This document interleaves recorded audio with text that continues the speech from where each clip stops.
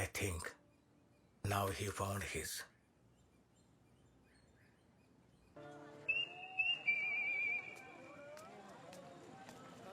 విషయం చేయి దాటిపోయింది. ఏమైంది? జ్యోతి మా ఈశాన్యాల ఇంటికి వచ్చింది. అవునా? అవును, ఇల్లు గుచ్చుకుంటే తీసిందంట కూడా. అయ్యో కాలికా?